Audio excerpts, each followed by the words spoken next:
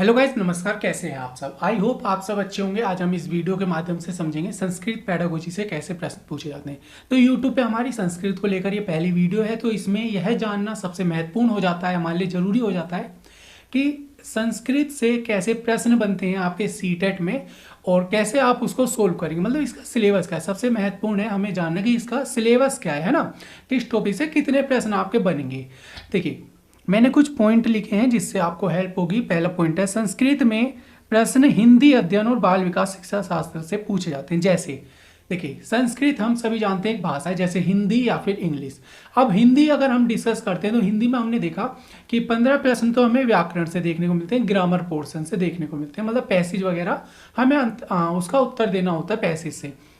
15 प्रश्न हम देखते हैं पेडागोजी। ऐसे ही संस्कृत और इंग्लिश में भी होता है। 15 क्वेश्चन जो हम देखते हैं वो हमारे पैसेज से पूछे जाते हैं। अगर हम बात करें संस्कृत की तो 2 पैसेज हमें, अनसीन पैसेज हमें देखने को मिलेंगे, जिसमें हमें संस्कृत के जो 15 प्रश्न है वो पूछे जाएंगे। दूसरा, 15 बाकी के जो 15 प्रश्न है वो हमारे अध्ययन से या शिक्षा शास्त्र से पूछे जाते हैं।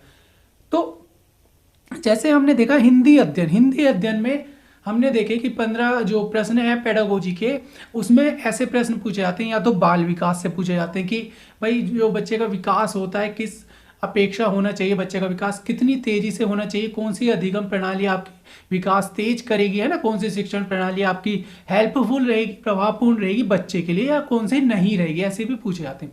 और अगर हम करें हिंदी की बात तो हिंदी शिक्षण में ऐसे प्रश्न पूछे जाते हैं कि हिंदी जो भाषा है बच्चे को आप कैसे सिखाएंगे, मातृभाषा का प्रयोग किस हिसाब से करेंगे, बहुभाषिक कक्षा कैसी होती है, ऐसे प्रश्न हमें देखने को मिलते हैं। बस यही सेम प्रश्न हमें संस्कृत में भी देखने को मिलेंगे। उसमें क्या होगा, हमारे शब्द चेंज हो जाएंगे। जो शब्द हमारे हिंदी के हैं वही शब्द हमारे इंग्लिश के वही शब्द हमारे संस्कृत के हो जाएंगे, जैसे इंग्लिश में होता है। देखिए, दूसरा है, संस्कृत और हिंदी के 70% शब्द, 70% जो आपके वर्ड्स हैं एक से ही होते हैं। हम सभी जानते हैं भाई, संस्कृत से उद्भव हुआ है हिंदी का, मतलब हिंदी का जो जन्म हुआ है संस्कृत से ही हुआ है।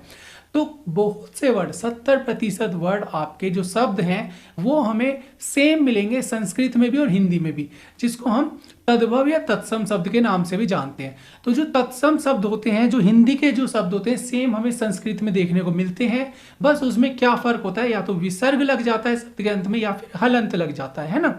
बाकी जो शब्द होते हैं, जो शब्द का उच्चारण होता है वह सेम ही हो जाता है। अभी सब डिस्कस करते हुए चलेंगे। अभी वीडियो पहली है इसीलिए सारा बेसिक से समझते हुए चल रहे हैं ना। थर्ड है, संस्कृत पेपर अगर प्राथमिक की बात करें तो 15 प्रश्न संस्कृत और 15 प्रश्न हमारे अनसीन पैसेज से देखने को मिलते हैं। अभी मैंने आपको बताया था ना, है ना, कि 15 प्रश्न जो 15 क्वेश्चन हैं आपको अनसीन पैसेज से मिलेंगे। 7 या 8 आपके प्रश्न मिलेंगे, एक पैसेज से और दूसरे पैसेज से। और 15 जो प्रश्न हैं आपके क्वेश्चन हैं वो आपको शिक्षण शास्त्र से या फिर अध्ययन से मिलेंगे। अब देखिए, किस टॉपिक से कितने प्रश्न पूछे जाते हैं। मैंने 15 प्रश्न आपको पहले ही बता दिए कि पैसेज से पूछे जाते हैं। 15 प्रश्न को कैसे हमने डिवाइड करा वो देखेंगे। देखिए, राइट टू एजुकेशन एक्ट या एनसीएफ 2005 नेशनल करिकुलम फ्रेमवर्क, हम बहुत पहले से ही, शुरुआत से ही, जब से हमने वीडियो बनानी स्टार्ट करी, हम पढ़ते हुए आ रहे हैं कि राइट टू एजुकेशन एक्ट क्या है। 2009 कब, मतलब 2009 में पारित हुआ था ये, और इसमें समावेशी शिक्षा बताई गई थी, है ना, हम सभी जानते हैं। एनसीएफ 2005, बच्चे का विकास किस तरह से चलता है, बच्चे को कैसे पढ़ाना चाहिए। ऐसे हमारे इस 2 टॉपिक से हमारे 3 प्रश्न भाई जरूर आपको देखने को मिलेंगे। समावेशी शिक्षा से एक प्रश्न आपको जरूर देखने को मिलता है, उसको मैंने राइट टू एजुकेशन एक्ट में ही रखा है। और एनसीएफ से 2 प्रश्न आपको जरूर देखने को मिलेंगे। दूसरा है मातृभाषा और बहुभाषिक कक्षा। हम हिंदी में भी देखते हैं कि हमें मातृभाषा पे जो क्वेश्चंस हैं बहुत ज़्यादा देखने को मिलते हैं, शिक्षण शास्त्र में हमें देखने को मिलते हैं। ऐसे ही हमें संस्कृत में भी मातृभाषा को प्रश्न देखने को मिलेंगे। और अगर आपने प्रीवियस ईयर के पेपर सोल्व करे हैं, जैसे कि मैंने अध्ययन किया था 2011 से, जब से जून में सीटेट शुरू हुआ है तब से ही संस्कृत में हमने देखा कि आपके मातृभाषा से रिलेशन में और बहुभाषिक कक्षा से 2 प्रश्न जरूर बने हैं। कोई एक आध ही एग्जाम है जिसमें बहुभाषिक या मातृभाषा को दोनों को रिलेट करके एक ही प्रश्न पूछ लिया गया है, लेकिन फिर भी ज़्यादातर एग्जाम, जो ज़्यादातर प्रश्न पत्र हैं आपके, उसमें मातृभाषा और बहुभाषिक कक्षा से रिलेट करके 2 प्रश्न जरूर बने हैं हर प्रश्न पत्र में, ज़्यादातर में। तीसरा, आपके 2 प्रश्न आएंगे पाठ्य पुस्तक। एक पूछेगा दोष, कि क्या दोष होते हैं, औपचारिकता आना ही दोष हो जाता है, पाठ्य पुस्तक पर निर्भर कर देना दोष होता है पाठ्य पुस्तक का। और जो एक गुण पूछा है कि कौन सी पाठ्य पुस्तक होनी चाहिए, जैसा कि हम देखते हैं हिंदी में भी पूछता है ना। तो गुण में आप लोग बता दें कि मातृभाषा से रिलेट होनी चाहिए या पुस्तक उसमें रंगीन चित्र होने चाहिए जिससे बच्चे का प्रभावपूर्ण अध्ययन हो। तो 2 प्रश्न आपको जरूर इससे देखने को मिलेंगे। उपचारात्मक और निदानात्मक शिक्षण, हमें सभी को पता है कि जो बच्चों को अभाव आ रहा होता है उसको पहचानने के लिए निदानात्मक शिक्षण होता है और उपचारात्मक उसका उपचार क्या आता है। तो इससे आपका एक प्रश्न जरूर देखने को मिलेगा, या तो निदानात्मक से या उपचारात्मक से एक प्रश्न कि निदानात्मक शिक्षण क्या होता है, मूल्यांकन क्या होता है, या उपचारात्मक क्या होता है, क्यों किया जाता है, या कौन सा किसके बाद होता है, निदानात्मक पहले होता है या उपचारात्मक। ऐसे प्रश्न आपको जरूर देखने को मिलेगा। सृजनात्मकता का विकास, अपसारी और अभिसारी चिंतन, ये तो आप लिख के रख लीजिए। अपसारी और अभिसारी चिंतन जरूर पूछे जाते हैं। इस पे मैं आपकी डेडिकेटेड वीडियोस भी बनाता रहूंगा, संस्कृत में भी, हिंदी में भी और इंग्लिश में भी। सारी वीडियोस आपकी मैं इसकी बनाता रहूंगा, आप लोग परेशान मत होना।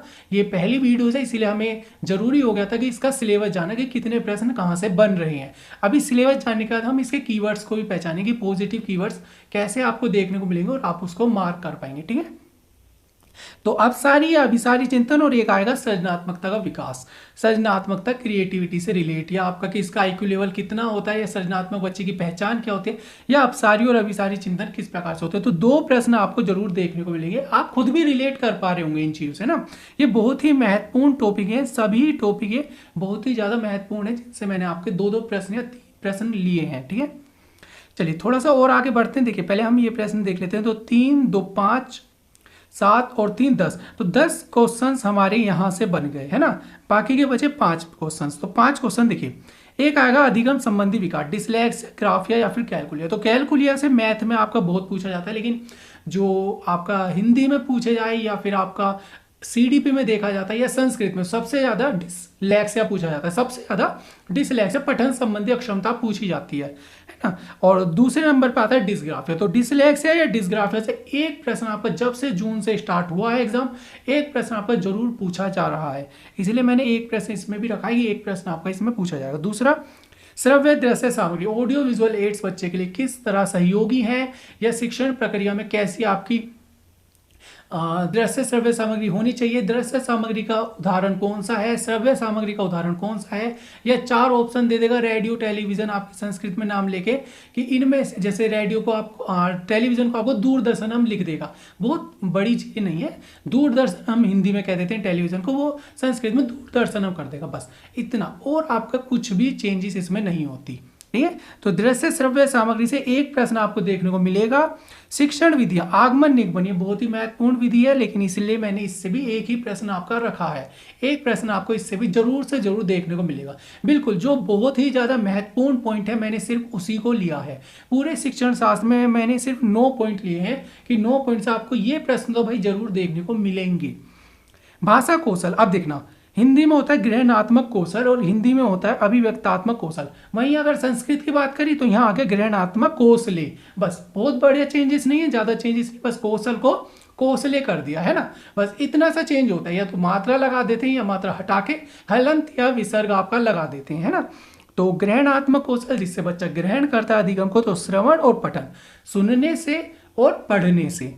अभिव्यक्तात्मक, जो अपनी अभिव्यक्ति प्रस्तुत करता है बच्चा, तो एक तो वाचन, बोलने से और लेखन से। तो इससे 2 प्रश्न आपके जरूर देखने को मिलेंगे। ठीक है, दो प्रश्न आपके इसी से कि ग्रहणात्मक कौशल का उदाहरण कौन सा, अभिव्यक्तात्मक कौशल का उदाहरण कौन सा, या श्रवण जो होता है कौन से कौशल में आपका आता है, ऐसा पूछ लिया जाएगा। तो भाई 2 प्रश्न आपके जरूर इससे देखने को मिलेंगे। अब देखते हैं थोड़ा कीवर्ड्स, पॉजिटिव कीवर्ड्स इसमें देख लेते हैं। वीडियो ज़्यादा लेंथी ना हो जाए और आपको समझ अच्छे से आए, इसीलिए मैंने ये वीडियो में ज़्यादा कुछ नहीं रखा, थोड़ी सिंपल मोटी चीज़ें इसमें मैंने रखी हैं। तो कीवर्ड्स देख लेते हैं, पॉजिटिव क्या क्या कीवर्ड्स आपको देखने को मिलेंगे, फिर हम आगे भी डिस्कस करते रहेंगे। और वीडियो का थोड़ा फीडबैक आप लोग दे देना कि वीडियो आपको समझ आई या नहीं आई, और आ गई तो फिर तो सही है कि कौन सा टॉपिक आगे रखना, और नहीं आई तो भाई क्या हमसे गलती हुई है ना, तो वो चीज़ आप बता दें कि मतलब हमारा जो उच्चारण था गलत था, या कुछ ज़्यादा हाइयर लेवल का था या ज़्यादा लो लेवल का था, वो आप थोड़ा बता देंगे तो अगली वीडियो में हम उसे सुधार लेंगे। ठीक है, तो देखिए पॉजिटिव कीवर्ड्स हैं हमारा विभिन्न गतिविधि, अब हम सभी जानते हैं गतिविधि आपकी बहुत तरह की होनी चाहिए, है ना।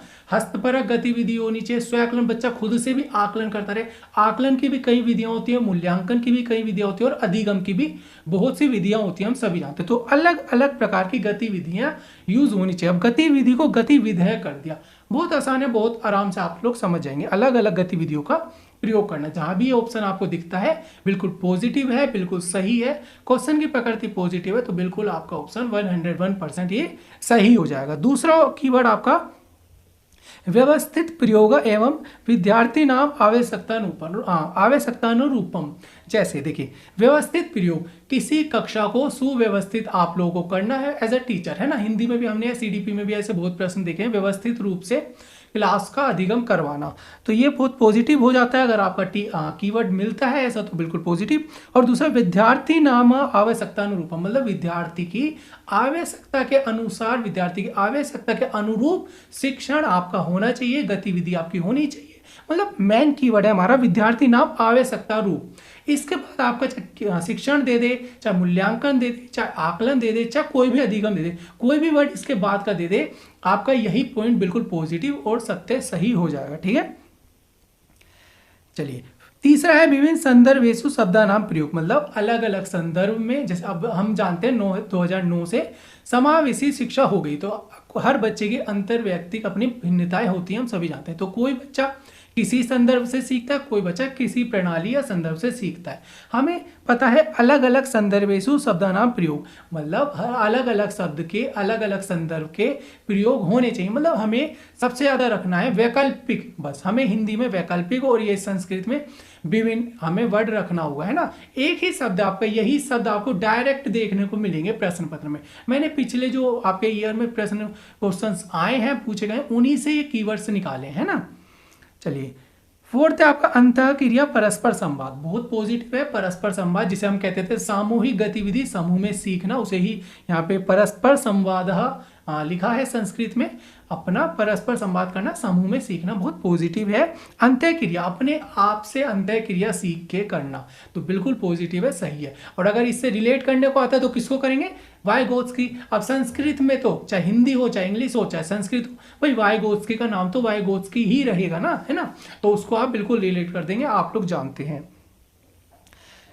स्वपढ़ानुगणम, मतलब हमें इसमें स्वपढ़ानुगणम, अब देखें स्व मीन्स, अब इसका संधि विच्छेद करो, स्व मैंने स्वयंता से, पढ़ानु मतलब पढ़ना, गुणम माने गुण, अपने आप से पढ़कर अपने गुण को विकसित करना है, या अपने आप से पढ़कर अपने को विकास को विकसित करना है, विकास करना, बहुत पॉजिटिव है। जहां आपको ऑप्शन में दिख रहा है कि ये ऑप्शन आपका लिखा है स्वपढ़ानुगुणम, मतलब बच्चा अपने आप से पढ़ के सीख रहा है या अपने आप से गतिविधि कर रहा है, मतलब करके सीखो का सिद्धांत, समझ रहे हैं, जहां भी करके सीखो का सिद्धांत, तो भाई बिल्कुल पॉजिटिव है, सही है ना, आप सभी जानते हो।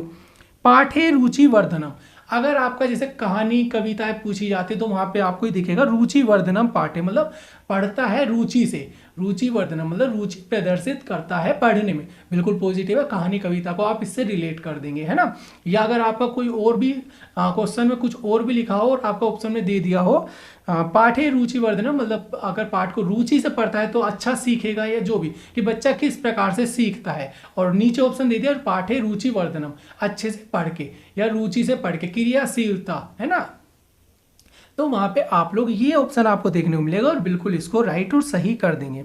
लास्ट ऑप्शन आपका बाल केंद्रीय शिक्षा से या फिर प्रगतिशीलम शिक्षायाम, जैसे अब देखो ये सेम वर्ड है, आप वर्ड पकड़ते ही समझ रहे होंगे। अब प्रगतिशील शिक्षा, अब कितना ही चेंज कर दो, कितना ही चेंज कर दो, ज्यादा चेंज नहीं कर पाएंगे, है ना।